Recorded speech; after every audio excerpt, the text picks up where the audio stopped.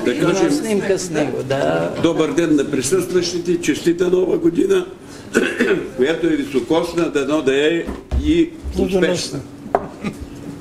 Днешното събиране има една точка за дневен ред – учредяване на литературна група към Дружество Родолюбец.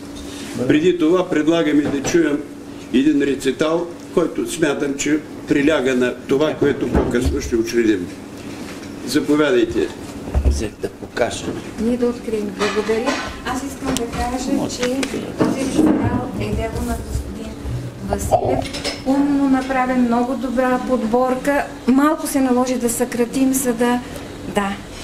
Има думи, кажеш и забравиш. Има думи, цял живот се помнят. Има песни, чуеш и отминеш. Има песни, влизат в сърцето. Има обич, любиш и разлюбиш.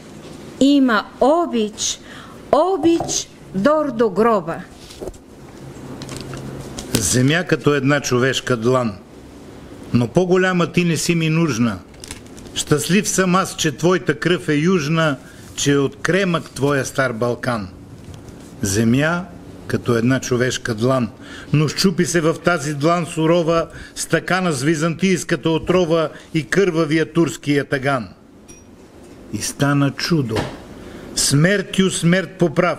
Усмихнаха се чердакли и къщи и заплющяха знамена могъщи и път се ширна радостен и прав. Обичам те, мое мило отечество. Обичам твоите Балкани, гори, сипе и скали и техните бистри и студени извори. Обичам те, мой мили краю.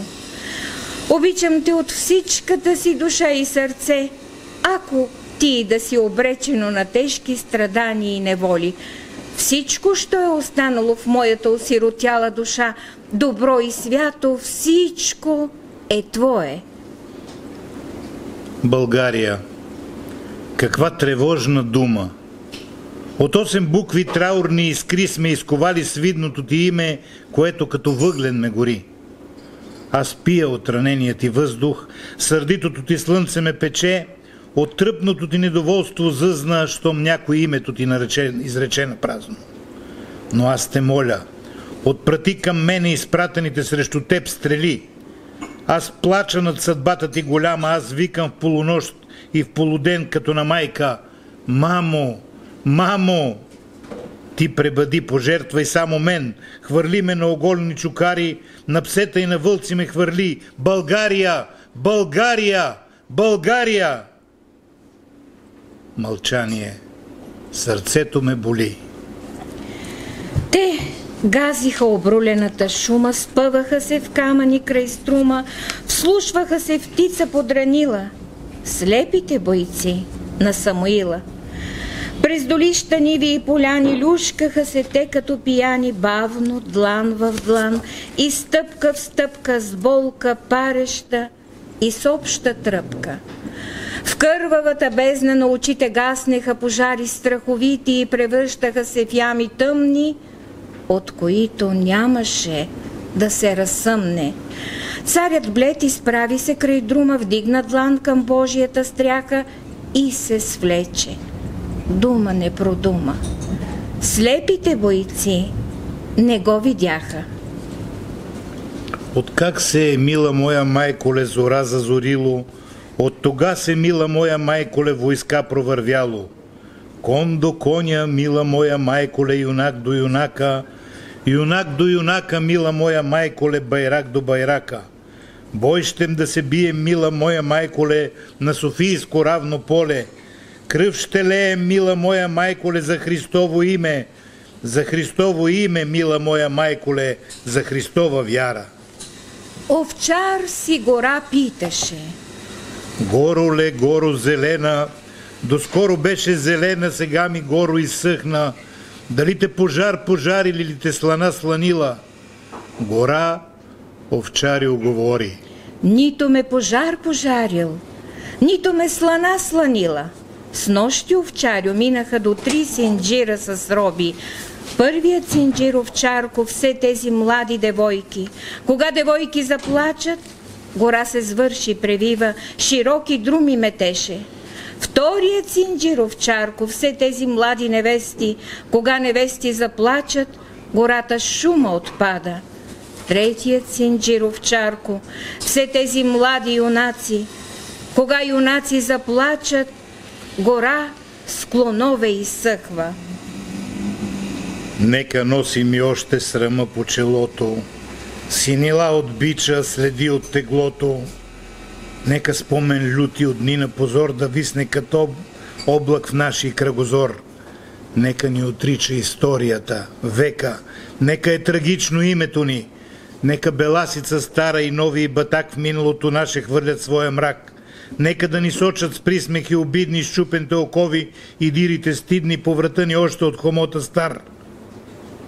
Нека та свобода да ни бъде дар. Ала ние знаем, там не иде навръх планината, що небето синьо крепи с рамената, издига се някой див, чутовен връх, покрит с бели кости и с кървав мъх. На безсмъртен подвиг, паметник огромен.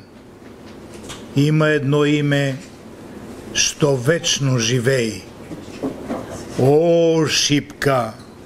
И днес още Балканът, щом буря зафаща, спомня този ден бурен, шуми и препраща славата му дивна, като някой ек, от урва на урва и от век на век.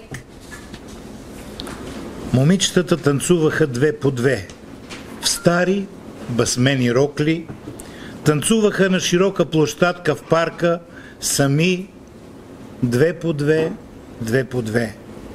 Момчетата спяха вечен сън, в умъртвени села, в повалени на смърт градове. Те сънуваха тънки момичета в здрачния час. Те танцуваха с кръшни момичета. Първия валс. Безвъзвратни години и първа невинна вина. И до днес, като чуя само кратката дума война, аз не виждам ни смърт, ни пожари, ни погребани градове. Виждам парка и момичета мили да танцуват сами. Две по две, две по две. Понякога съм толкова добра, че цялата изтръпвам и боли ме. И вените ми сплетени в гора ми търсят ново благородно име. Понякога съм светла като мед, тогава светли устни ме обичат. Понякога съм златен слънчоглед, красив като главата на момиче. Понякога съм бяла и добра. Как рядко ми се случва да съм бяла, тогава искам сън да подаря на всеки го и своята обич цяла, да щупя на парченца от стъкло да пръсна и добри ръце да сгрея, и дала сок на нечие стебло, да пазя своята тайна, че живея. Има думи, кажеш и забравиш. Има думи, цял живот се помнят. Има песни, чуеш и отминеш. Има песни, влизат в сърцето. Има обич, любиш и разлюбиш. Има обич, обич дор до гроба. Аз пях за България, защото я обичах. Аз пях за нейните идеали, защото бяха свещени. Млади поети, бъдете българи, синове на своя народ. Черпете вдъхновение не от чуждите души, а от българската, от богатата и здрава българска душа.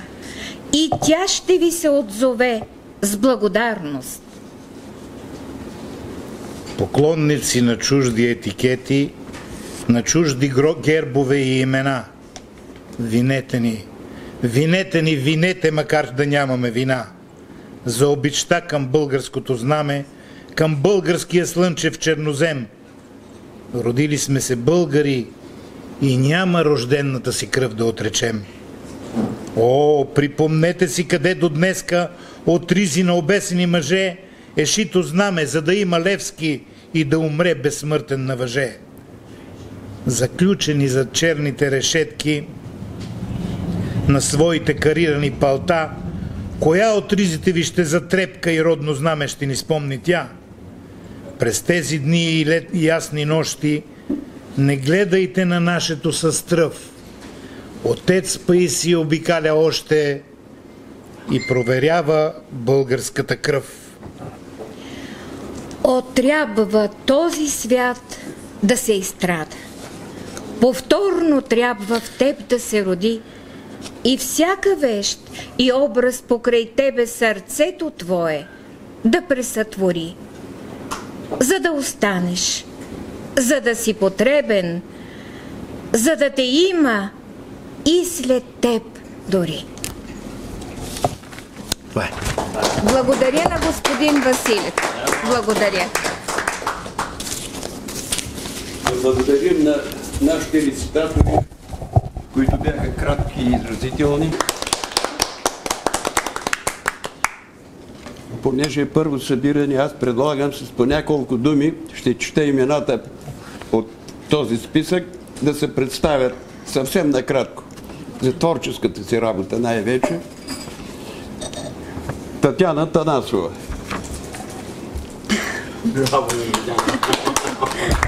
Здравейте на всички. Първо искам да благодаря на Тончо Василев за прекрасната идея. Може би сме имали отдавна нужда от един такъв клуб за пишещи и четящи, но едва сега го правим. Благодаря на колегите от Родолюбец, че са подели тази идея и направиха всичко възможно това да стане и по-нататък, както се казва, зависи от нас. За мен, какво да кажа, повечето хора ме познават тук, за тези, които не ме познават. Родена съм в Молдова, от 28 години вече живея в България. Пиша стихови от училище. Още имам издадени 7 стихосбирки, 2 в Бесарабия, останалите тук. И това е. Участвам в дружество Родолюбец и надявам се, че нашия литературен клуб ще има дълъг живот. На добър час. Да, благодаря. Емил Миланов. Аз се включвам в този клуб като читател и като човек, който има отношение към литературата, защото в крайна сметка това творчество, което вие творите, трябва и да има и някой да го чете, за да бъде популяризирано. Иначе, това, което мога да кажа, нали, че все пак имам отношение към литературата като син на поета Александър Миланов, който беше един от основателите на това дружество, дълги години председател на дружеството, и в това си качество съм съпричастен на тази кауза. Благодаря. Аз съм Тончо Василев, дългогодишен член на дружеството Родолюбец. Бил съм от 2 години председател. Устарях и сега гледам на дружеството отстрани с голяма любов и с много надежда, защото то живее вече повече от 30 и толкова години и издаде един алманах, който след време ще бъде един указател на изследователите, литературоведите и всякакъв вид специалисти да надникнат в епохата, когато, както казваше един поет, се наливаха основите. Така. Димитър Лазаров, я го повикай, Еби. Аз съм вашия домакин, добре дошли сте. Ще радвам да се виждаме поне веднъж. Димитре, защото това се да коментира. Кажи няколко думи за себе си. Това е нашия любезен домакин, да. Нашият странжа. Така, аз се радвам, че сте тук. Съвсем се познаваме от доста време с Галин, с някои други хора. Добре сте дошли. Като за учредяване, достатъчно хора. При мен тук се провеждат доста вечеринки, доста поети изнасят, представят своите книги, поеми, разкази. Отзад имаме един хубав голям двор лятото, който правиме театрална постановка. И така, че някой, ако е решил да си представи книгата, е добре дошъл също. Не сега, естествено, на пролет, лято. Може да разчитате и се радвам, че сте тук. Малко за миналото, произхода. Аз съм банатски българин, това го знаят всички вече. Не го знаят всички, аз не го знам. Не го знаеш. Добре. Както банатските българи след 2 дена, 27-ми, пристигат от Тимишоара горе до Дещи веки, ще бъдат при мене пак, ще изнасят програма, рецитали и така нататък. Доста общности се събират тук, така че добре сте дошли и вие. Ще се радвам да се виждаме. Радваме се, че имаме такъв домакин. Браво! Благодаря. Иван Стоянов. Аз съм Иван Стоянов и аз съм в кръчмата на Странджата. Много години вече е това, от 93-та година. Родолюбец ми е, как да кажа, моята мъка и любов. Бесарабските и банатските българи са ми близки и по професия, и по сърце. Бяхме с жена ми 4 години учители в Молдова. След това бях консул в Киев, в Одеса, в Кишинев, в Тараклия. Така че проблемите на нашите братия ги знам от всякъде. В клуба се включвам като човек, който оценява всичко, което се твори в Родолюбец, защото е ценно. Това е. Мария Стоянова. Аз вдигам ръка. Първо да кажа, че много се радвам, че тук сме заедно в тази снежна неделна утрин. Много се развълнувах, когато видях професор Янев. Той е наш преподавател в университета и знаменателно е, че когато се проведе първия конкурс за преподаватели сред българските общности зад граница, тогава даже още не беше окончателно прието 103-то постановление, професор Янев беше председател на комисията. Много сериозна комисия, 12 души. Много сериозно се готвихме за този конкурс, защото информацията за тези българи в Бесарабия беше оскъдна и ние трябваше да четем много така от тук, от там, за да се подготвим, да отидем добре подготвени за това, което бяхме избрали за своя мисия. Така че това беше първата приятна изненада. С останалите се познаваме.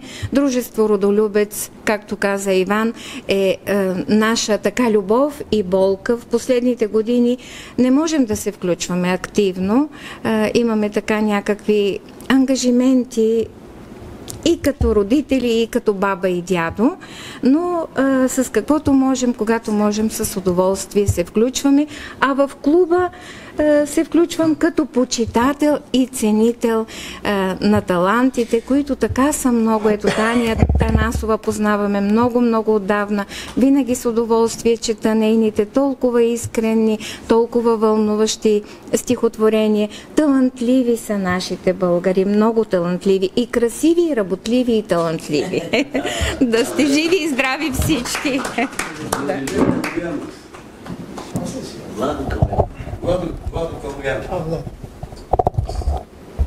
Аз какво да кажа за себе си?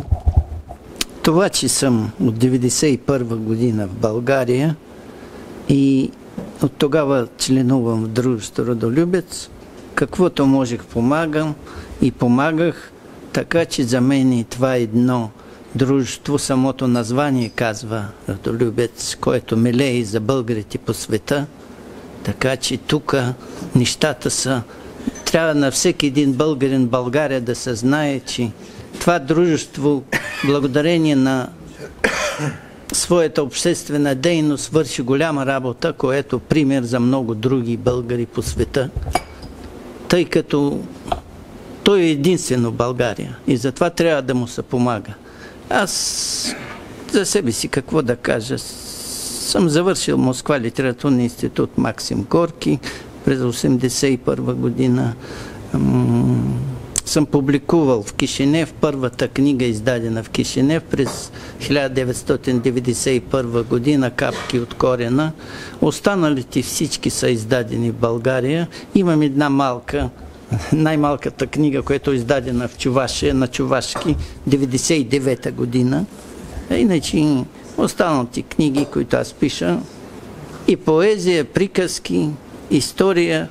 Да, последно време нещо се обърна към историята, защото, за съжаление, то край, където аз съм роден, сега окупиран и явно няма може да се върне обратно. И за това съжалявам, че аз вече не мога и да пътувам при своите починали родители, своето село. Така че и за това трябва, за да остане българщината, повече трябва да пишем, да запознаваме обществеността с проблемите на българите, където и да са. Това са наши българи, тече в тях българска кръв и за това приветствам господин Василев за неговото начинание. Жив и здрав. Може ли само да допълня неформално нещо? Да. Добре. Идеята е прекрасна. Да. Сега остава да се използва със съдържание. И така както тръгва, мисля, че тая надежда ще се оправдае. Аз, както каза и госпожа Стоянова, покрай Сашо Милонов съм ангажиран и с дружеството, и с комисията Емил помни. Ние сме едни от първите, които започнахме да решаваме този нерешим в вековете проблем между нас и нашите сънародници, които са в Бесарабия и не само в Бесарабия изобщо. Така че нищо по-уместно от това да се направи едно такова, как да го кажа, обединение или в което да се продължат тия традиции. Още повече, че сега войната, която водим, най-трудната война, войната за паметта, която или трябва да спечелим, или трябва да изчезнем. Е това, което е такава кауза, каквато не търпи отлагане. И какво да кажа за себе си? Професионалният ми живот мина в университета. Сега отдавна вече съм вън от пенсионер съм. Но темата, която е обща за нас всички тук и включително е била тема на целия мой живот, България, си остава и до днес. Последните книги, които работя и които предстои да излизат, надявам се една скоро, другата не знам кога. Едната се казва Ботевиада и е битка за Ботев. Втората се казва Талев, Голготи и триумфи. Така че не съм отстъпвал от тая тема, мисля да останем и в нея. Благодаря ви, че ви има и че сме единомишленици. Благодарим много. Наталия. Наталия Марийска. Много се радвам, че тук съм заедно с вас и по две причини съм тук.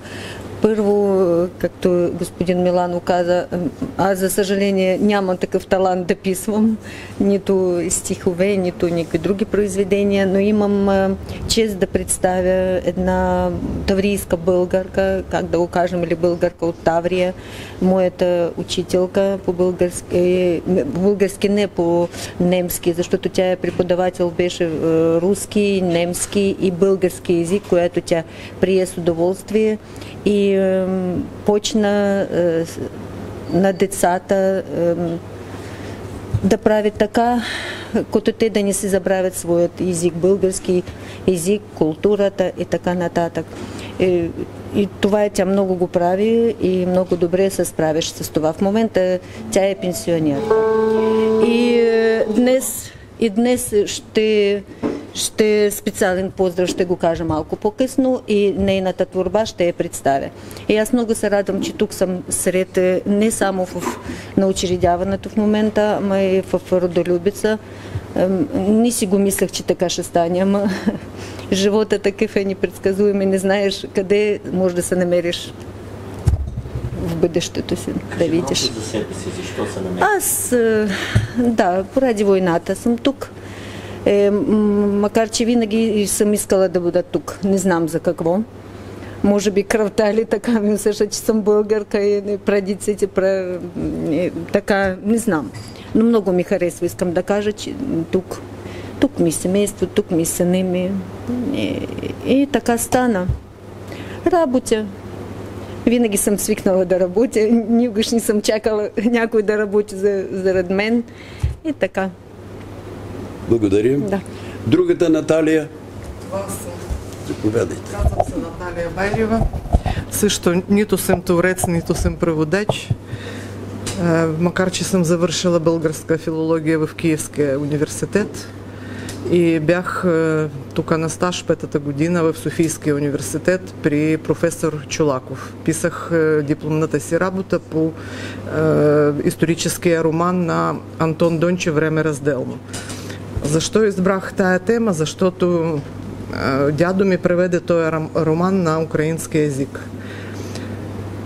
Превода му беше, даже мога да кажа така, като хоби, защото цял живот той работеше в сферата на радио и телевизия. 25 години беше заместник-председател на украинската телевизия и радио.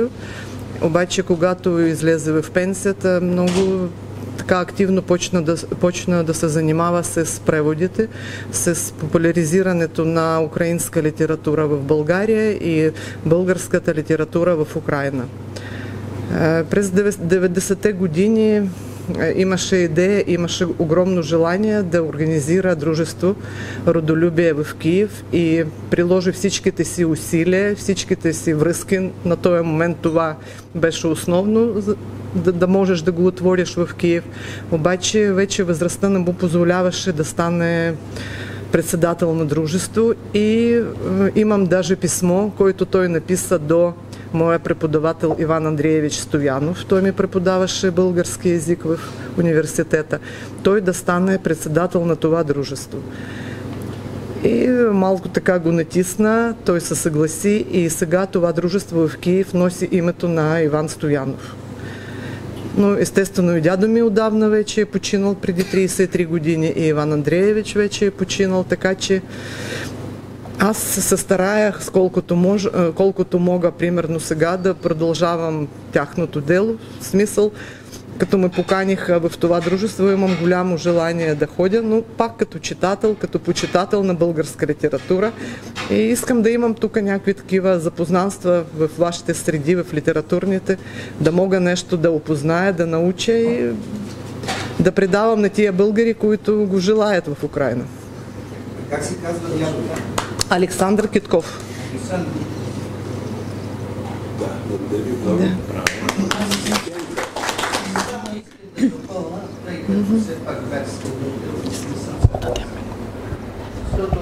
Ние с Александър Дмитриевич натиснахме Иван Стоянов, но той се отказа да бъде председател. И затова първият председател не е той. За съжаление. Така ли? Да. Даже аз това вече не го помня точно. Не, аз имам и писма и аз много така говорих с Иван Андреевич, но той тогава беше страхлив много и явно по тази причина не искаше да бъде, не знам, от властите или от кариерата ли си, но лошото и друго, че той преподаваше македонски език в Киевския университет и Александър Дмитриевич, ние много говорихме по тези въпроси, как изведнъж българин става преподавател по македонски език. Така че имаше много неща, които аз имам документи и да се величае и не е добре да бъде дружеството Стоян. Да, после се раздели на две. И последно време има сега в Киев в момента два дружества Родолюбие. Едното на Иван Андреевич, другото там, където сега Весела Залогина. Да. Но, примерно, от моята гледна точка, аз така смятам, че всичко това, което беше. Хората, които изповядват тая българщина, която искат да я продължават, трябва да се обединяват, а не да се разединяват. Така че, примерно, има хора, които ме подтикват, че не трябва да ходиш в дружество на Иван Андреевич, защото аз една година там преподавах български език, понеже едно младо момиче излезна в декретната отпуска и нямаше кой. И аз, колкото им беше трудно, защото аз работя съвсем в другата сфера, работих в Киев. Аз се натиснах и една година там преподавах за начинаещи български език и даже мога да кажа, че няколко студенти успяха да вземат този изпит по български език и да влезнат тук в български висши учебни заведения. Така че имах малко опит да преподавам български език в това дружество една година само, за съжаление. Да, благодаря. Дискусиите ще ги продължим, а сега да продължим с представянето на хората, нали така? Давай, Тончо, там какво пише в списъка? Ценка. Ето. Здравейте! Аз съм Ценка, учител съм по български език и литература и съм преподавала 3 години в Болградската гимназия.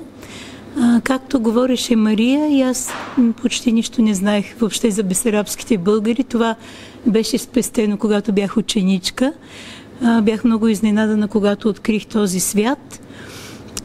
И както много други колеги, аз не можах да остана равнодушна към бесарабските българи. Просто се разболях от тази болест и останах пристрастна към темата. И за това, когато се върнах от Болград, влязох в дружество Родолюбец.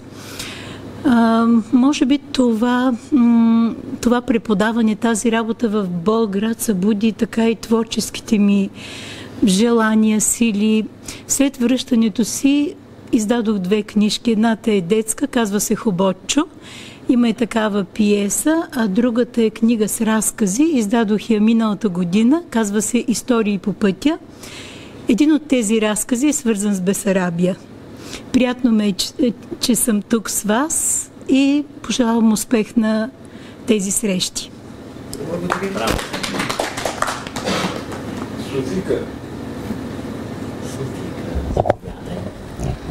Здравейте и благодаря за поканата. Аз съм родена в Мала Преспа, това е в югоизточна Албания.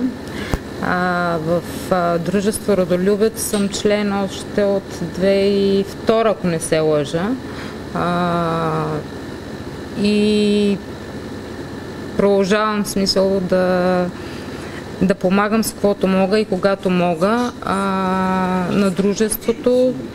Пиша стихове. Имам една обща стихосбирка на български език с Афродита Стерео, която ще се представи след малко, и една стихосбирка на албански език.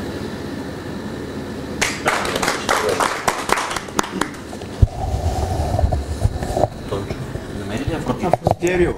Да. Афродита. Здравейте, аз се казвам Афродита Стерео, родена съм в българската общност Мала Преспа и стихове пиша от дълги години. Както каза Софи, някои от тях са публикувани в стихосбирката, другите основно в Алманах Родолюбец.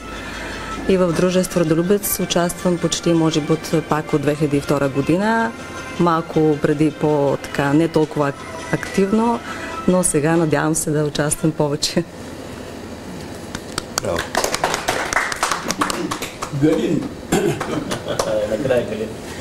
Мили приятели, аз съм много щастлив и радостен да бъда във вашата компания. Радвам се, че нашето дружество, благодарение на такива хора като Тончо Василев и на Емил Миланов, които са мотори за всяко едно нещо. Като се почне от материалната сфера и се стигне до духовната. Значи те умеят да обединяват за такива каузи. Много се радвам, че има интерес. Аз виждам от присъствието на толкова хора и то от разнородни и общности и групи Радвам се, че имаме и нов гост тук в лицето на госпожата, която е Наталия. А вашата фамилия как беше? Байрева. Байрева. Вие сте най-новият наш тук човек, който присъства и много ми е драго. Пожелавам успех на това начинание. Аз искам то да не бъде формално, а неформално и съобразно интересите, желанията, самията тръпка на хората към това нещо трябва да ги обединява и да покаже дали ще се събират, какво ще коментират, как ще го правят. Искам да кажа, че Кирилка Демирева отсъства, защото е малко болна, сега е такова време, но тя изпраща най-топли привети на всички. Благодарение на Сашо Миланов, сигурно е на връзка. Ако е на връзка и ни слуша, ние също изпращаме поздрави на Кирилка. Желаем и да работи и следващите сбирки да бъде тук, защото Тончо ще записва всичко, а пък нашите приятели тук ще го записват на видео, ще го предаваме, ще го транслираме към нашите хора, които не гледат и по интернет. И тук е място да кажа, че има много такива кръгове литературни, формални и неформални в самите Украйна и Молдова. Там, където са разположени нашите големи общности, диаспори, с които нашето дружество се сътрудничи. Навярно има такива и в Албания, откъдето са момичетата. Така че трябва да намерим път към тези хора и личности, и самите кръжоци. Знам за такива в Тараклия, в Твърдица, може би и на много други места. Отговорниците, които поеха тази задача, са Наталия Димитрова, нашата съпредседателка. За съжаление, тя също отсъства днес. Поради обясними причини, родителите й се нуждаят от нея в момента. Кирилка ви казах, че също пое задачата да бъде отговорник и да въвежда ритъм в тези срещи, но те от другия път ще бъдат тук и ще вървим напред. Наталия е направила много хубав кекс, защото таврийските българи... Кой го прави? Ти този път го купи. Да. Следващия път ще направиш. Благодаря ви на всички и желая успех.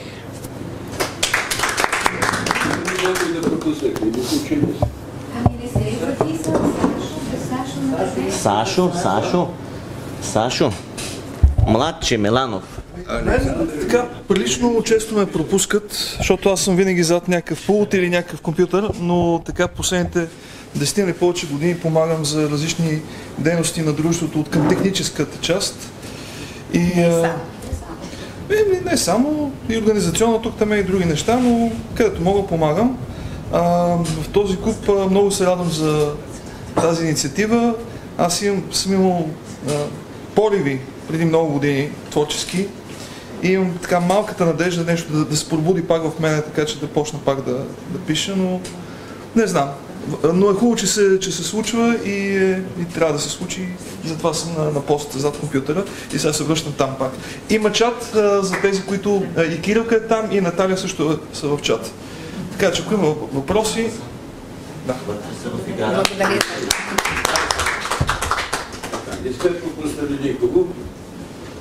Сега Оператора. Оператора, да. Той как се казва? Не, моля ти си такъв важен човек тук. Иначе сме затворен кръг, такъв, как се казва, езотеричен, как се казва? Аз за дружеството почнах да работя преди доста години. Почти нищо не знаех за безарабските българи, за тая територия, за тая история и благодарение на тия събития наистина научих много. Коя е целта на учредяване на една такава литературна група? Напоследък в България стана възможно много от българите, които живееха в чужбина или техни потомци, да дойдат в България, както и студенти българи, които учат в нашите висши училища и средни, разбира се. Коя е целта на събирането е? Ами в последна сметка може да кажем, че тук ни събра България. Първата цел е тези творци да се запознаят физически, защото те са от една и съща отломка, от един корен български. Давам си сметка, че тези хора, идвайки от различни страни, носят в себе си една тъга, защото не е лесно да напуснеш родината си и да дойдеш в една друга страна. Но тази тъга е светла, тя е хубава, тя е детството, вълшебството. И те ще обичат и обичат повече България, защото обичат и родината си, и своето детство. И аз препоръчвам тук групата да станат приятели. Запознайте семействата си, с които е подходящо, запознайте децата си, имайте този клуб като едно убежище за творчески работи и за лични човешки неща, които могат да бъдат споделени, взаимно подпомагане при болести, при търсене на работа, при творчески успехи. Знам, че те имат много грижи, особено тези, които дойдоха от Бесарабия, от Таврия, от Албания, но тук в България мисля, че създава добри условия да могат да се устроят и да продължат своята творческа работа. Творчеството на някои от тях ние познаваме от нашия алманах, който издаваме вече толкова години, но физически сега стана възможно взаимното опознаване. То ще продължи. Това е, според мен, главното. Защото дойдоха и в Родолюбец присъстват грамотни, просветени и талантливи хора. Така че въпросът ще ли бъде формален клуба, мисля, че няма да бъде формален, защото творчеството е сериозен акт. Това е едно духовно богатство, което трябва да бъде изразено. И аз препоръчвам на всички творци да помнят това. Нека дружеството да стане на малка България, тук светла, надежда, подпомагаща взаимно както духа, така и другите въпроси, които възникват, знам при преместванията какво нещо е. Така. Целта на клуба също е да разглежда тук творби на самите участници в клуба. Излезли книги издадени, цикли напечатани, много написани стихотворения или билетристични творби, които да се разглеждат, за да се даде един подтик на творчеството, да получат една своя оценка, защото писателят пише, за да бъде публикуван. А преди да бъде публикуван, то трябва да бъде с качество, да има вътре стойност литературна. И знам тревогата на всеки творец, когато нещо напише, да сподели успешно ли е това, което е направил, да сподели радостта, да сложи край на мъката, защото творчеството е на мъка, едно себераздаване и в същото време един духовен малък празник, когато творбата получи една добра оценка от близките, възможността автора да продължи работа си е още по-голяма. Предлагаме в дружеството да се даде възможност да присъстват като задочни членове и някои, които не са тук в София, а са в страната или в Бесарабия. Или пък срещнах в нашите алманаси едно име от Бразилия, не, от Канада. Едно доста прилично стихотворение. Тоест, нека да бъдем едно малко обединение на българските творци, които са тук и които биха желали да вземат участие в работа на клуба. Давам си сметка, че едно поощрение на един гимназист, такива деца, четох стихотворения в алманаха, какво поощрение творческо ще бъде, ако му се обадим по някакъв начин, че сме разгледали неговата творба, че намираме в нея положително или добре оценяваме. Това може да промени цялостния живот на това дете, да го насочи, да му даде творчески импулси.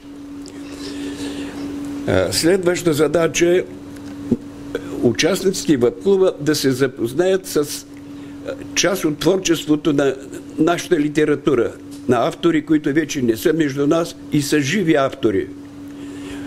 Трябва ръководителите на това малко обединение да намерят форми, при които да стане възможно и запознавани с сегашни писатели значими и с автори значими, които вече не са между нас, но са определили в определен период или сега определят насоките на българската литература, която съобразно времето непрекъснато се променя, изразните средства, идеите, темите, насоките. Хубаво е дружеството и членовете тук на това малко обединение да се запознаят с литературните издания в България сега, къде се намират и какви са възможностите за печат, за участие. Не става въпрос за молби, а направо на участие. Като участието може да бъде индивидуално, частно, може да бъде и групово, с забележката, че те са членове на това обединение към Родолюбец. Може членовете на това дружество във връзка с празници, примерно празника на бесарабските българи в България, групата да излезе с един рецитал, като този и по-хубав, разбира се, от този, който сега слушахме, да вземат участие в някои други литературни неща, празници, подходящи, юбилейни на автори. Сега живите ни автори има вече между тях, почти всички имат документи за творчеството си, имат записи. Всичко това е много полезно да създаде една атмосфера. Та участника, който дойде 1 час или 2 часа, да си тръгне, забравил вече битовите работи и да заживее малко в духа на творчеството, на поезията, на духовното богатство. И това ще бъде много добре. Сега, участието в тази група е напълно доброволна. И е хубаво тук литературоведи да дойдат критици, да дойдат ценители, финни познавачи на българската литература, нещо, което ще обогати работата на групата, ще даде идеи и импулси за по-нататъчна работа. Трябва групата да се пази от книжовност, от формалности, много от такива ненужни бюрократични неща. Смятам, че днеска присъстващите са учредители, а по-нататък дневният ред да бъде определен от отговорностите, които ще посочим и те приемат да бъдат такива днес.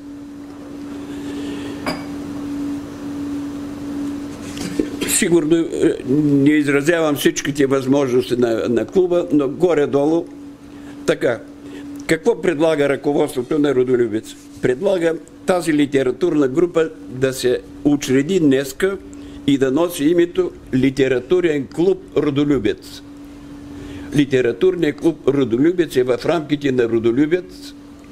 Той поощрява творческата работа и едно от големите му грижи на дошлите вече тук, в хармония с основната работа на Родолюбец за културните връзки с бесарабските, таврийски и други българи, да засили още повече вниманието си, инициативата си, взаимното опознаване, защото там останаха творци, които искат да си дойдат или не искат. Те са български творци, са част от българската литература и е хубаво тези връзки на групата да се засилят. Тоест да се изнасят информации при месечните събирания, кои творци работят там, какви нови имена се получават, какви книги са издадени или други издания, какви са насоките на тамошната литература. Изобщо едно поле безкрайно широко и благодатно за работа. Сега предлагаме литературния клуб да има едно занимание месечно. Беше предложението последната неделя на всеки месец, без юли и август, когато са сбирките да се правят в това помещение от 11 часа в неделя. Но аз предлагам ръководителите, отговорниците, които сега ще изберем, да си определят дали смятат това за удобно, какъв дневен ред ще ни поднесат, кога да бъдат заниманията. Сега са учредители всички присъстващи, а участниците в групата след това ще се определят дневния ред, ще се определят мястото, ще се определят часовете, защото са възможни и промени съобразно нуждите на хората и обстоятелствата. предлагаме един път, казах, месечно, в 11 часа неделя, да има 3 отговорници. Един така идеен ръководител, както се казва, по-мастит, запознат с българската литература, да има връзки с културната общественост на България, с издателствата, с литературните списания, в научните среди, в областта на критиката и т.н. И да има още 2 равноправни също така помощници негови, които да водят останалата работа. Трябва те да създадат един ритъм, да няма много допълнителна работа. Като се направи планчота там или дневния ред се приеме, викането да се съобщава за следния път, да няма много телефонни разговори, защото всички хора работят и трябва да отделят повече време за творчество, отколкото за такава работа техническа. И за това последната работа на събирането на литературния клуб Родолюбец, ако това бъде прието, да издава, ние издаваме алманах Родолюбец през 2 години. В годината, когато алманаха ни излиза, да излиза един дневник на литературния клуб Родолюбец. В по-малък формат, да се отразява дейността, участниците, работата, която е свършена, с оглед да се изпращат тези неща, особено в Бесарабия, където ще се покаже и в други, в Албания, защото имаме тук активни участници, в другите места, където има участници, да се доведе до знанието, че има и на литературна група, която работи, която е съгласна за взаимности с всички творци от подобен род. В общи линии аз свърших. Имате думата така. След малко ще предложа и ръководителите, макар че се надявам някои сами да изкажат желанието си.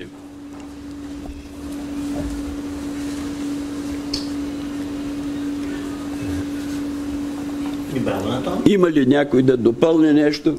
Като на това събрание ние не можем да изчерпим всичко и да предвидим, но горе-долу насоките са тези. Не може да изчерпим всичко. Ти си изказването си изчерпа толкова подробно всичко, че... Не, нямам друго. Просто много хубави неща, много разностранно, много перспективно. И конкретно. И конкретно. Така, ако няма, предлагам, приемам или името на литературното събиране и това да носи името Литературен клуб Родолюбец. Да. Приемам. Да. Приемам или един път месечно да бъде. Чакай сега, вие с Мария си говорите. Приемането става формално. Който е съгласен да вдигне ръка. Няма да вдигне ръка. Добре. Съгласен сме. Да издаваме този дневник на литературния клуб, защото писаното остава. Всичко останало. Вижте, без алманаха съществува ли дружество Родолюбец? Няма го. Кой ще спомня 90-та година? Първите сборници носят изключителна информация. Така ще бъде и с дневника. Защото аз смятам, че тук се създава едно малко ядро на една малка творческа България, която ще бъде обединена от личностните отношения и творческото споделяне на успехите. Съгласна. Сега аз имам тук едно предложение в тая връзка, тъй като всички знаем как се издава едно печатно издание с всичките му сложности, трудности, време и така нататък. Нека това бъде решение на учредителното събрание при възможност да се издава такъв дневник.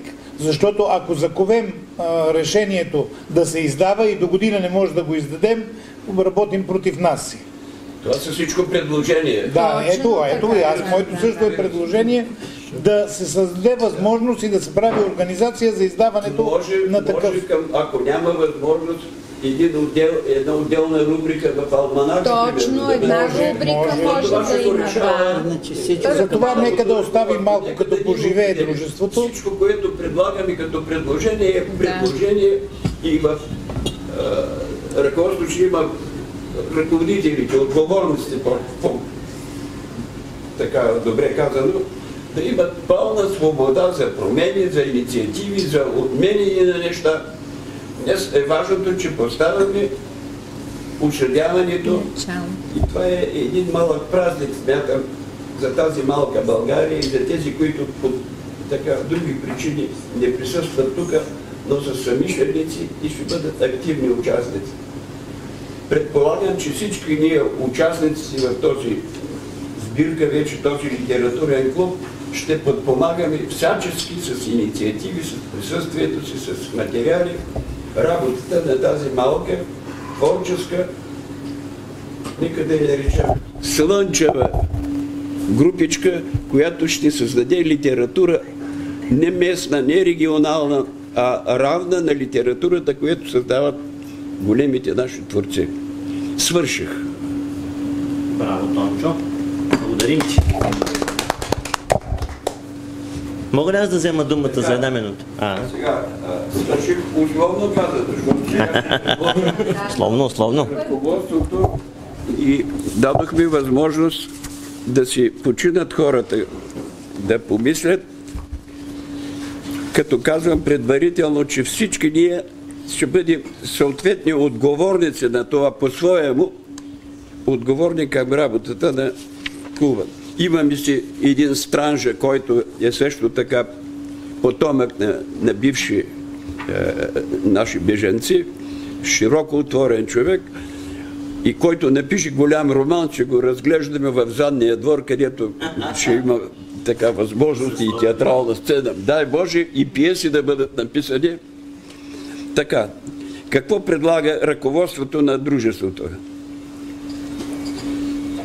Така за един идеен ръководител, мастит, както се казва в най-добрия смисъл на думата, професор Симеон Янев.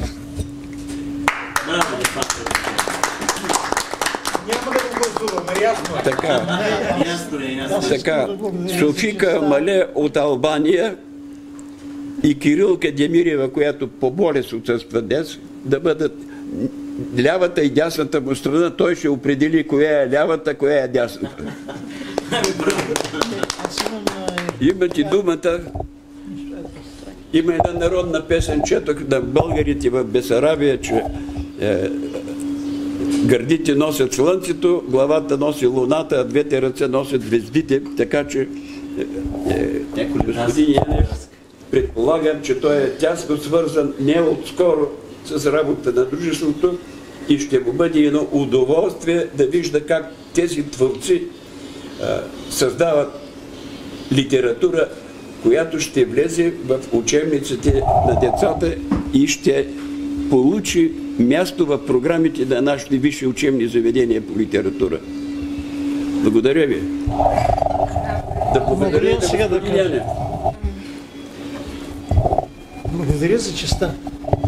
Наистина съм съпричастен към делото и с всичките си сили го подкрепя. Имам само едно в скоби обяснение. В последните години имам здравословни проблеми. И поради това предлагам, оставайки така съпричастен към всичко, да има един по-млад човек, който ще е винаги готов да действа. Защото да, така трябва да бъде определен някой, който... Младото момиче. Лявата ръка, до сърцето. Именно. Даже той трябва да бъде така номиниран, а аз ще бъда зад него. Няма формалност.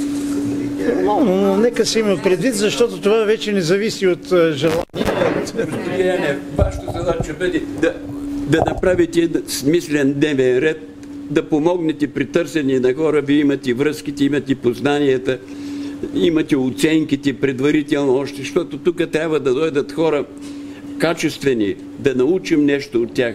И те да научат от тези творци, защото това са млади творци, времето е ново и те са нови. И в такъв смисъл вие няма да бъдете обременени с някакви книжовни работи, с всекидневни повиквания. Един дневен ред за 9 месеца, мисля, няма да бъде трудно да се направи.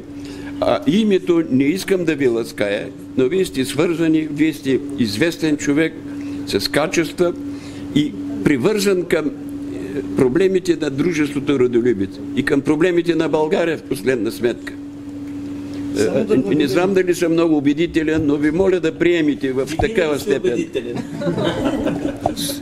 Да гласуваме. Казах моето, само единствената забележка, която имах да направя е тая. Аз изцяло за идеята, но активният човек, който трябва да действа тогава, когато аз ще бъда вън от строя за кратко или за по-дълго, трябва да... Разбира се, естествено. Да. Ами аз мисля да гласуваме. И Софика иска да каже нещо, защото... Лявата ръка трябва да бъде събрана. Първо благодаря. Второ бих искала да предложа още 2 човека, за да сме взаимно заменяеми и да може работата да върви. В смисъл да има още 2 човека, ако евентуално някой, примерно аз, понеже съм се ангажирала тази година с студентите от Албания и с доста активности, които се случат в Албания. Какъв смисъл с студентите в Албания? С това да им покажа България, с това да им помагам за изпитите сега в тази сесия, да може да се чувстват, да опознаят родината България. Казвам родината, защото въпреки, че не сме родени тук, ние за родина признаваме България. В смисъл, няма как да не я признаеш като родина. И от тази гледна точка бих искала да има още 2 човека, които да помагат в организацията. А кои мислиш, че да бъдат те? Ръководството да каже. Ние не сме тоталитарно дружество. Демократично дружество. Понеже казахте млади, първо Афродита и второ дамата от среща. Забравих ви името за... Мария. Да. Ако предложите Иван, Мария ще каже може ли, но сега като предлагате Мария, не знам Иван дали може да каже също. Този етап наистина. Иван тогава. Ценка до вас е прекрасен. Аз тя и Ценка. Може би Наталия, която отсъства в момента. Наталия. Аз всъщност. Точно така. Значи, тук трябва да кажем, че Наталия Димитрова пое ангажимента, сега няма днеска, но за други срещи да бъде координатор на тези срещи. Кирилка Демирева също пое такъв ангажимент да бъде поне отговорник за някои от срещите през годината. Те вътре ще се решат кой за която. Ама аз предлагам и още един човек в лицето на Таня Танасова, която стои тук до която ти страна, до лявата, ама до сърцето стои, защото Таня е човек, който познава много творци и тя отговаря за тази част от нашия алманах, литературната и хора добри. Тя вече предложи да го работим за следващия алманах, който трябва да излезе 20-тичко. Настоящата 24-та година. Ето като тия господа мотори казват, трябва да бъде 24-та година. И викам, хора, ние по миналата година издадахме. Не казва, трябва да има гриф 24-та година. Така че Танчето вече е поела тази работа да работи за литературната част на алманах, а мисля, че тя няма да откаже и това нещо. Аз няма да мога да участвам. С желание толкова по-добре. Мога да помагам с каквото мога, но смисъл, така че аз съм просто читател. Много активно не мога да бъда. Може да каже, дали може да поеме това нещо? Благодаря за доверието. Сътрудници на господин Янев. Просто малко не е ясно кой, кога и колко ангажименти трябва да поеме, но надявам се, като сме повече хора, все пак да може да ги разпределяме правилно и да... Наталия? Аз тук мога ли да кажа? Значи, чисто организационно, Тончо предлага да се събираме един път в месеца в или събота, или неделя, в тези месеци творческите, безлетните месеци. Значи 7-8 сбирки. Това е технически, организационно. Как ще ги напълним? Как ще ги напълним съдържание е въпрос на отговорност. Тук има още едно хубаво предложение от Тончовите, за да правим екскурзии, да кажем, в литературни музеи, литературни къщи. И това може би няма да става в деня, в който трябва да се събираме, или ще е допълнително, или ще бъде вместо нашата сбирка, или това вече трябва да се решава. Да, вие ще го решите. Така, други предложения? Дай ми, Емилия, списък. Напиши каквото трябва. Ами, Афродита, все пак исках да, нали, това, че в определени моменти ще заместваш Софи, не е кой знае какъв проблем. Така че може да те запишем, пък когато тя отсъства, примерно, да имаме поглед, нали, да имаме поглед. Сега не беше казано, но Софика в момента превежда втория роман на Мик Докле, нали, т.е. може би ще има представяне, да кажем в един момент. Сега, чета дали съм ясен. Професор Симеон Янев с помощници Софика от Албания, Кирилка Демирева, Наталия Димитрова и Таня Танасова. И като Афродита Стерео. Моля? Афродита Стерео, не можа да я напише. Напиши я. Тя ще напише. Я напиши.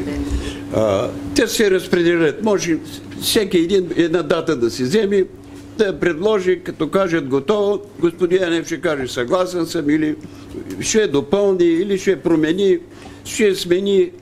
Мисля, че при това ще бъде най-демократично и най-лесно осъществимо, за да може да се създаде една атмосфера действително на интимност, творческа, физическа, хубава.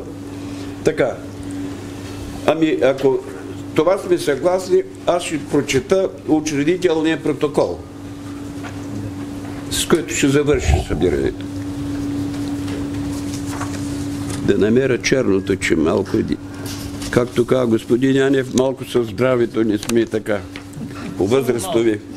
Така, не сме дозрели до старост още. Щом четете без очила. Така, днес, 21 януари 24 година, в София, булевард Мария Луиза, номер 63, се учреди литературно-творческа група в рамките на културно-просветно дружество във връзка с бесарабските и таврийските българи Родолюбец под името Литературен клуб Родолюбец. В клуба участват местни творци, членови на Родолюбец, както и временно пребиваващи българи у нас от Бесарабия. Те, които са вече български граждани, дойдоха, те не спадат към Таврия, спадат към българите. Да знаете. Румъния, Северна Македония и Банат. Желателно е да се издирват млади дарования сред студенти и гимназисти от посочените страни и да им се предлага задочно членуване. Могат да бъдат литератоведи, критици, издатели и т.н. Участието в клуба е абсолютно доброволно и не е свързано с никакви други, освен творчески задължения. Учредители са присъстващите днес по приложения списък, който ще бъде прибавен към учредителния протокол. Така. Клубът ще ръководи от, казахме, 4 души. Като главен разпоредител, така, професор Симеон Янев, помощници и ръководители на групата Софика от Албания, Кирилка Демирева, Наталия Димитрова, Таня Танасова и Афродита Стерео. Избираме ги за мандат от 2 години, макар че в последствие дневния ред всички неща ще бъдат определени от този състав на ръководството. Нашето учредителите дали за 2 години ще се избират, за 2 месеца или за 5 години, ще бъде решено от тях. По решение на участниците в клуба, този регламент може да бъде променен. Ще се провежда по едно събиране всяка последна неделя от месеца, с изключение на юни и август, в кафенето на Мария Луиза 63.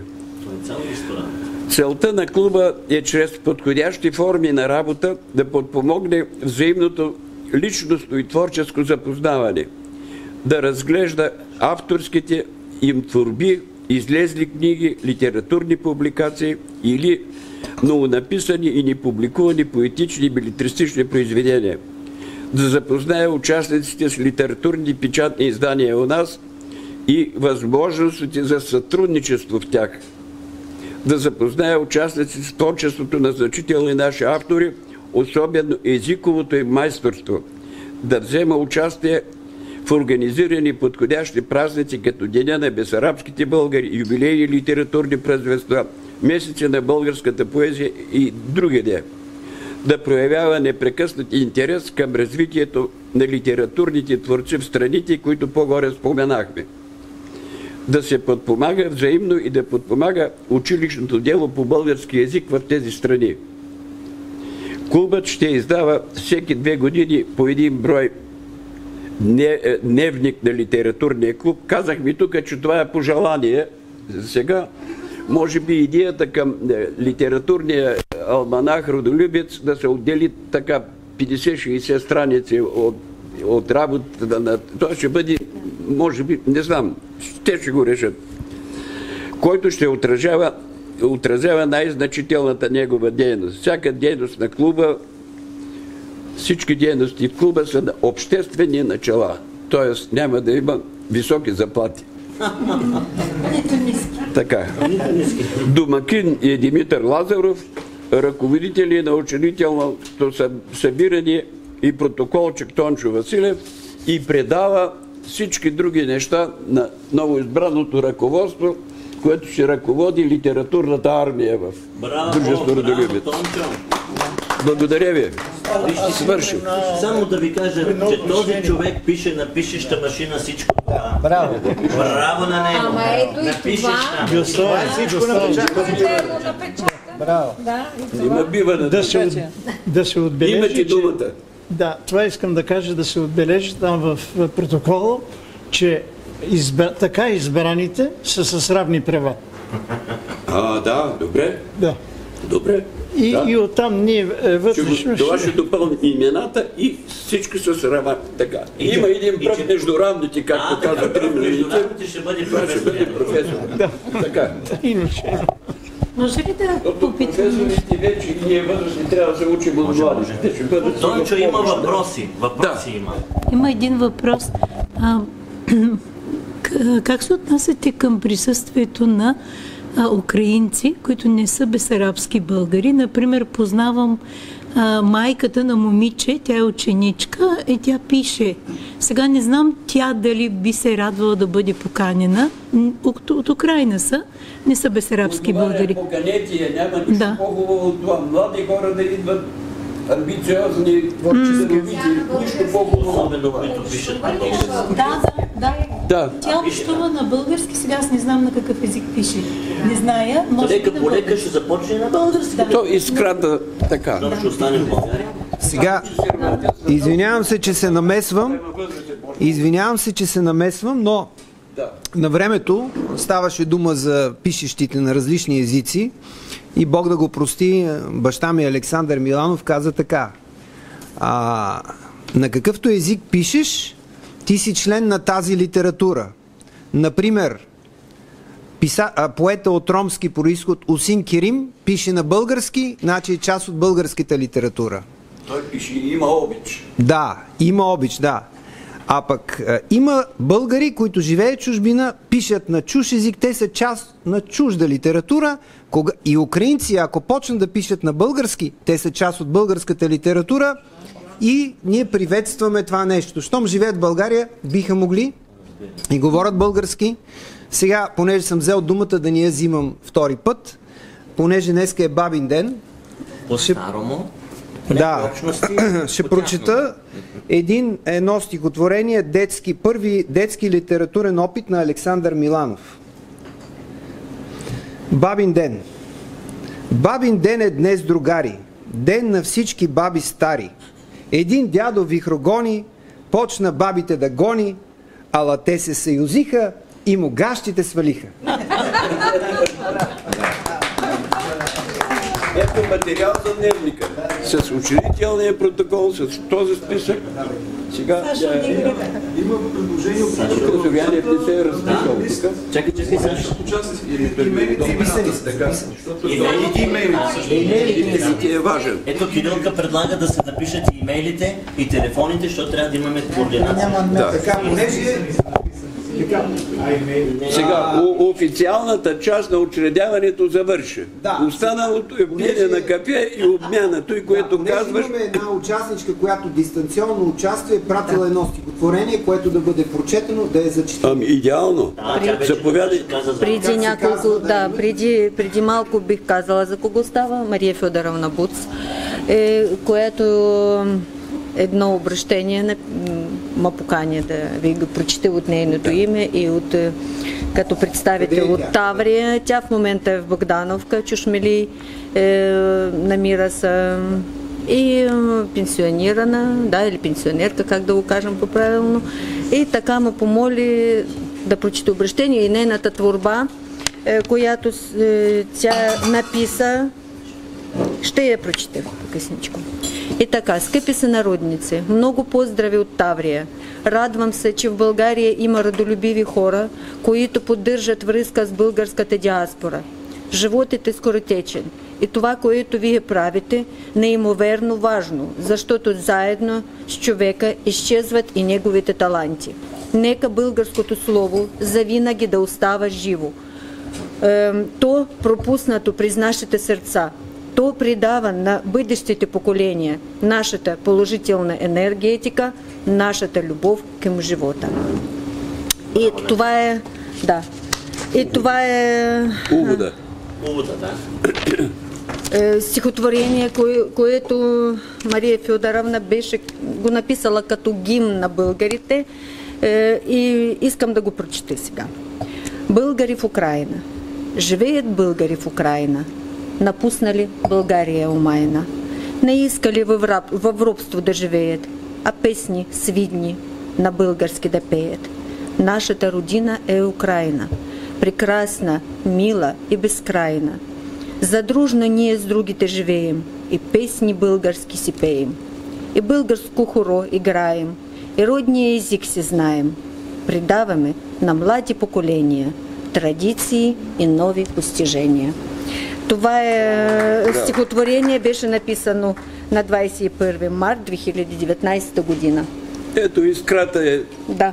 Тя още преподава ли? Не, тя е пенсионирана вече и аз имах чест да работя с нея, защото тя първа, което господин Миланов с нея беше запознат, и тя първа, което почна всичко българско да възражда, да поддържа в селото. И тя разбуди, или в мен, как да го кажем, и мен това е желание. И тя за мен беше като учител и аз се учих да поддържам всичко българско.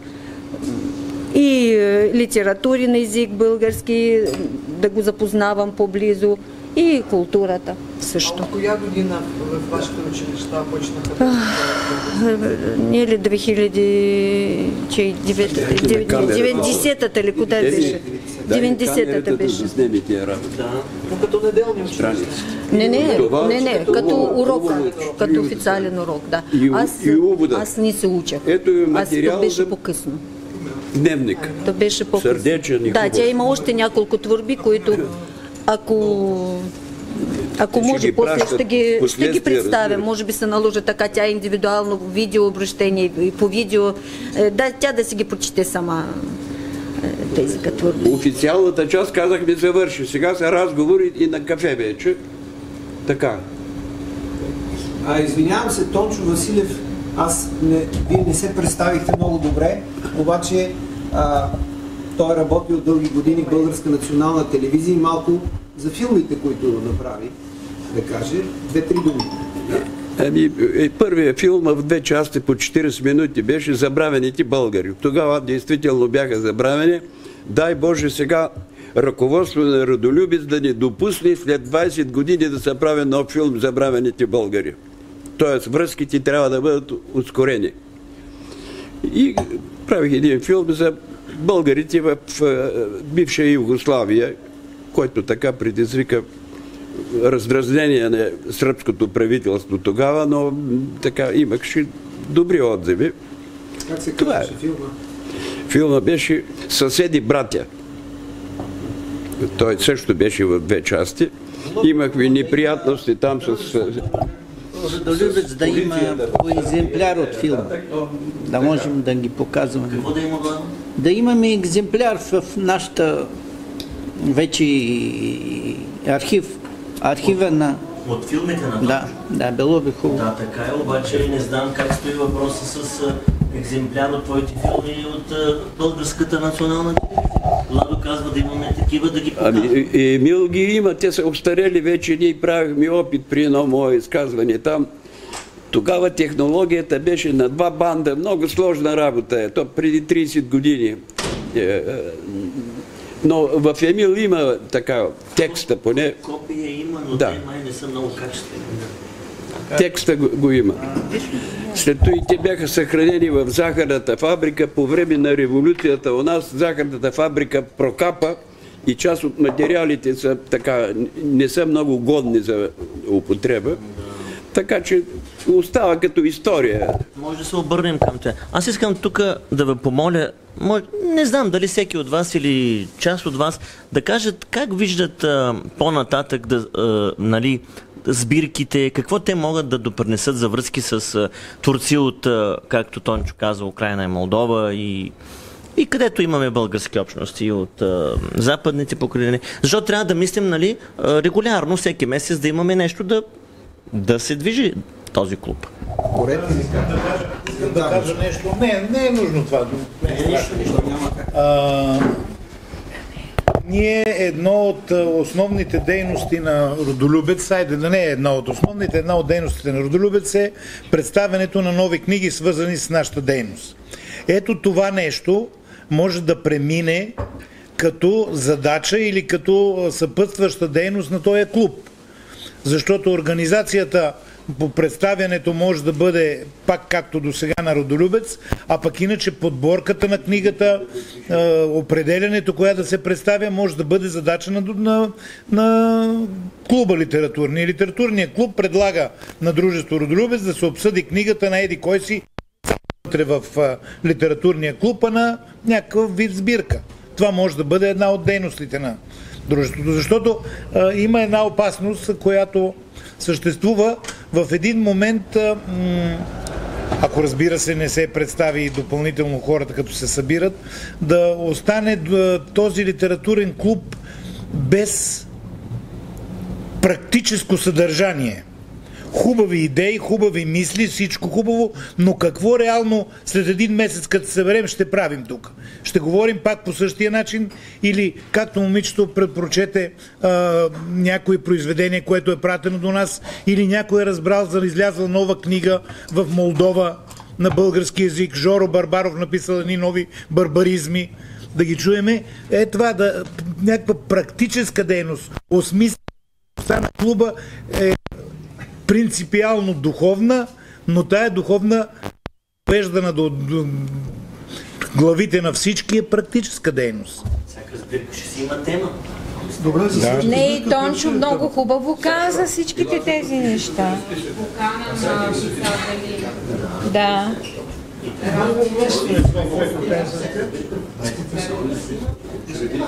Какво е това? Имейла. Други, тая част на масата нещо, някакви идеи. Тази част е много важна. Аз може по това, което казах. Направо може да изберем за следващия път някоя творба, която да обсъдиме. Да прочетеме, да се запознаем, ако не сме се запознали. Някой има ли конкретно предложение? Ако има такава готовност, ако някой има.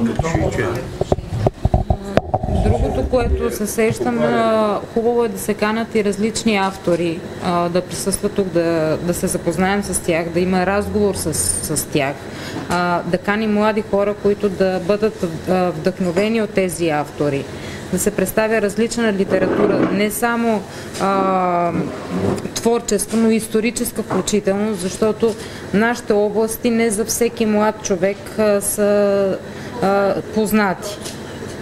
Тоест да може да бъде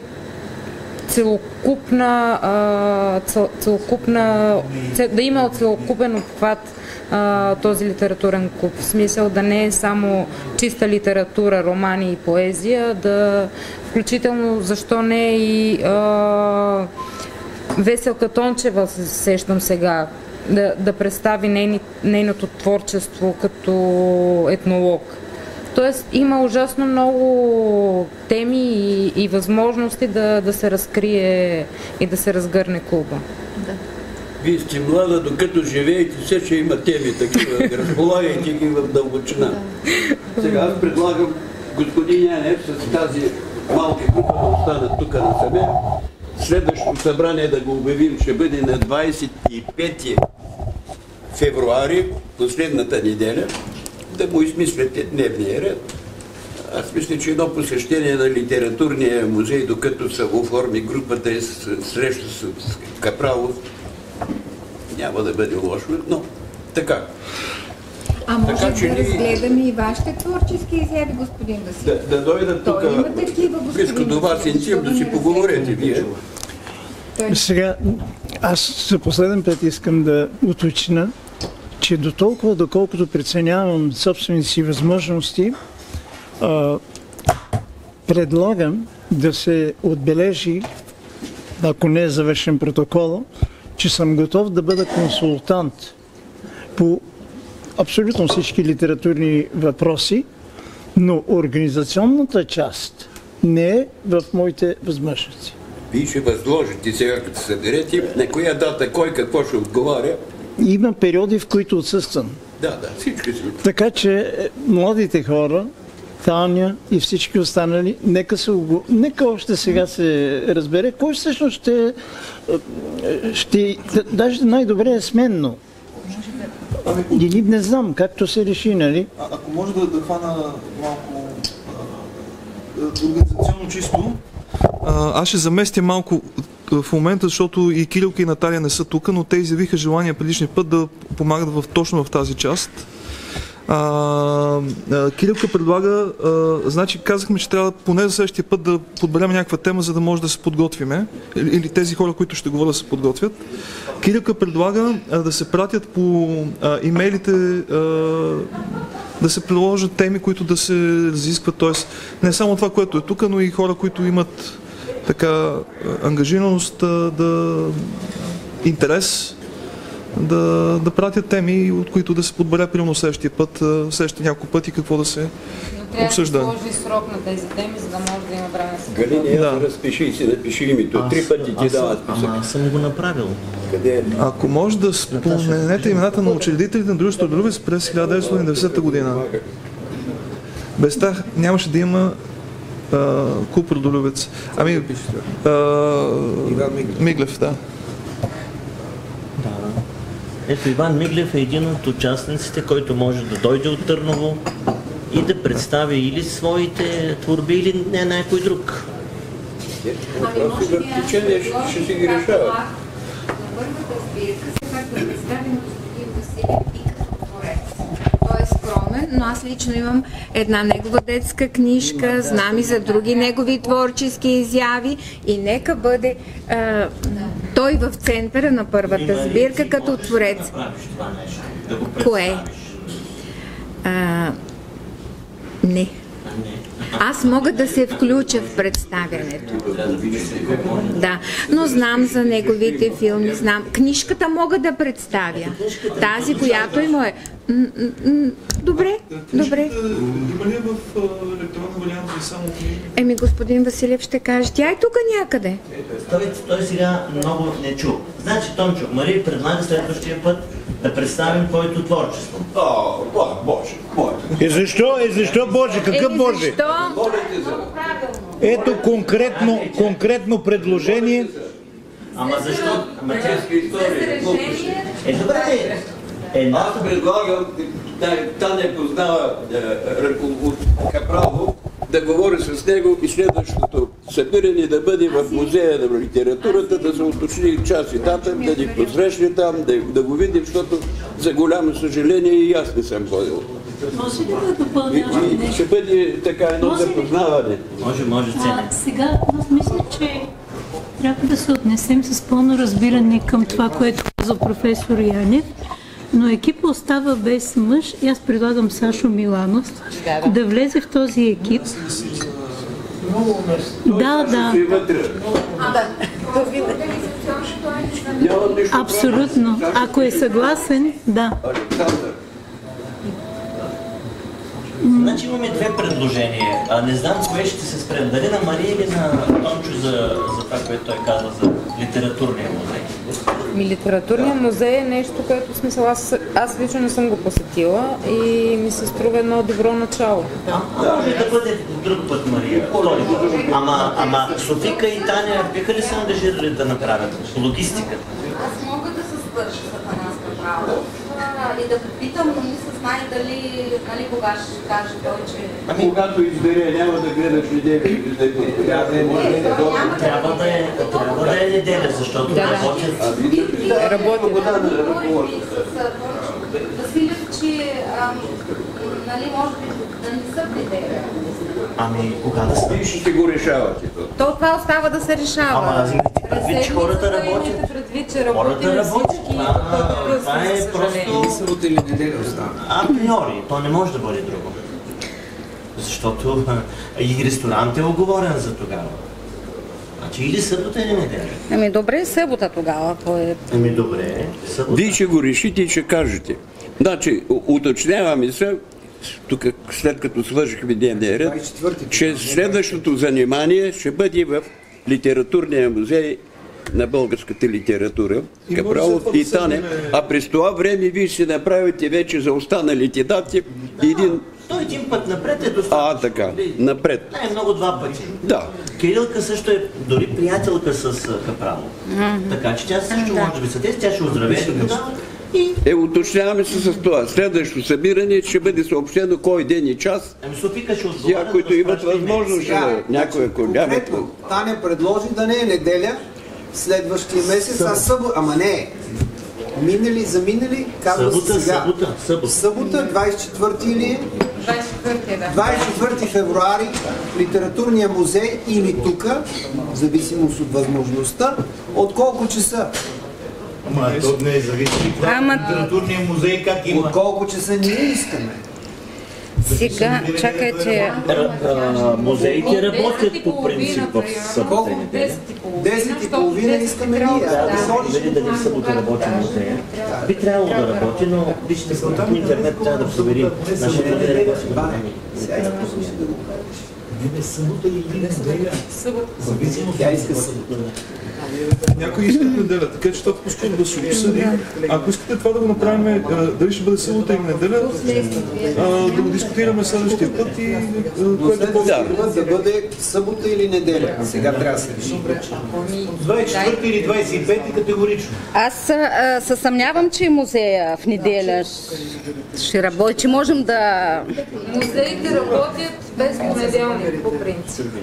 Но това трябва да го провериме в понеделник, вторник и да се разпрати един имейл на всички. Добре, тук... Ето Кирилка звъни. Понеже ние четеме... Кажи, че е избрана. Виж какво сега, тук съм написала, че литературния музей е институция. Те имат само канцелария. Те обвиняват всички останали музеи и едва не могат да посрещнат доста хора. Според мен, ако ще правим среща с Капралов, да е направил тук на нашия ден, а пък той да ни обясни къде, какви музеи има, какви сбирки правят, какви срещи правят, той да ни уведоми. Да, чухте ли сега? Кирилка предлага най-напред да се срещнем с Капралов тук на място, той да ни разкаже къде можем, защото те имат много клонове, къщи. Тане ще го... Може и така. Как да няма такъв музей? Това Кирилка казва току-що, че те си... Той си е шапка. Която обединява всички останали музеи. А какво значи всички останали? Останали ли, които са клонове на музея? Такива, къщи музеи на писателите? Литературния музей като експозиция няма такова нещо. Добре, разбрахме. Няма такъв като литературен музей, като експозиция. Той обединява различни къщи на писатели на такова. Добре, съгласни ли сме?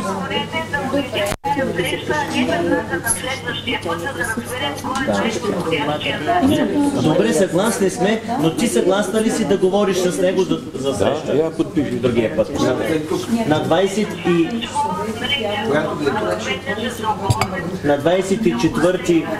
24 февруари тук в ресторанта. Добре, да го поканим, на кафе ще го поканиш.